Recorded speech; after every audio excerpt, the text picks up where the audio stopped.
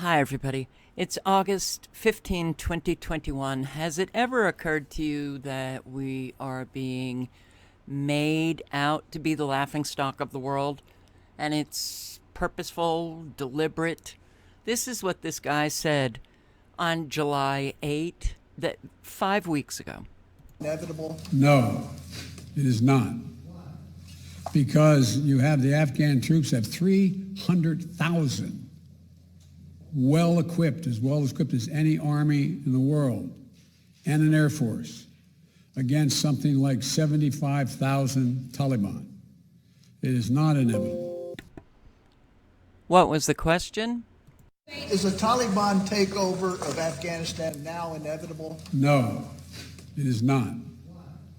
Because you have the Afghan troops have 300,000 well-equipped as any army in the world, and an air force against something like 75,000 Taliban. It is not inevitable. Well, let's see. I just came across this in my email.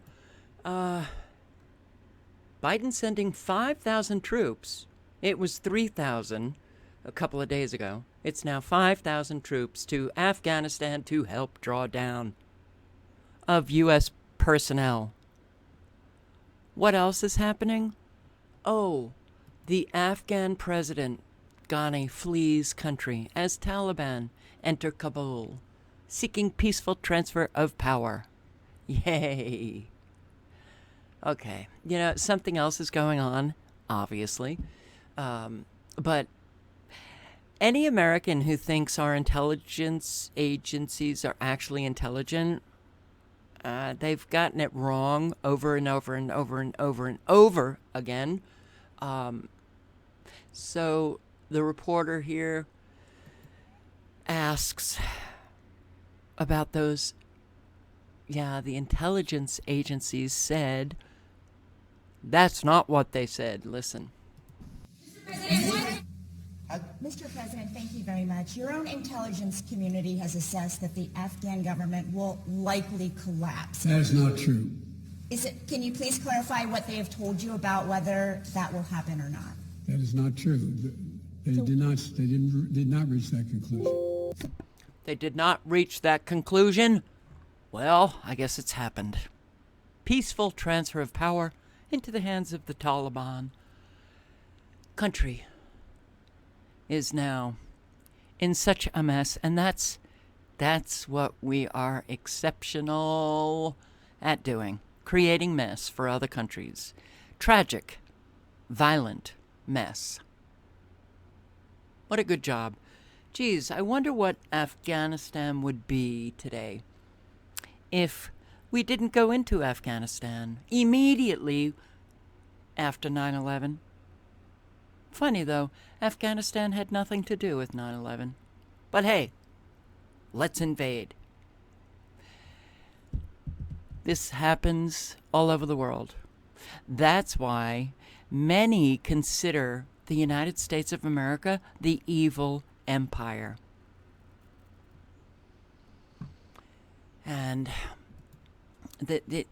look, this may become the most infamous and devastating press conference ever held by an American president. I don't know, it might tie with mission accomplished. Bush. U.S. intelligence agencies who said just 4 days ago that Kabul could fall in 90 days have revised the figure to 72 hours. Get out. Ghani greets a Taliban delegation at the presidential palace a few hours ago after signing an agreement to resign and transfer power to the Taliban. Okay, well, your president got it wrong. Maybe the intelligence agencies got it right. A whole lot of people are comparing this to Saigon, but not Biden. So what is the level of confidence that they have that it will not collapse? The Afghan government and leadership has to come together.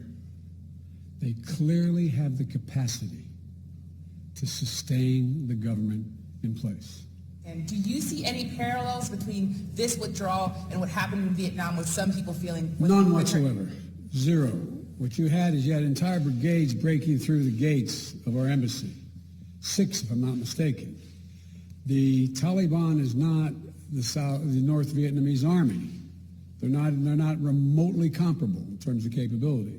There's going to be no circumstance where you see people being lifted off the roof of a embassy of the United States from Afghanistan. It is not at all comfortable. So the question now is, where do they go from here?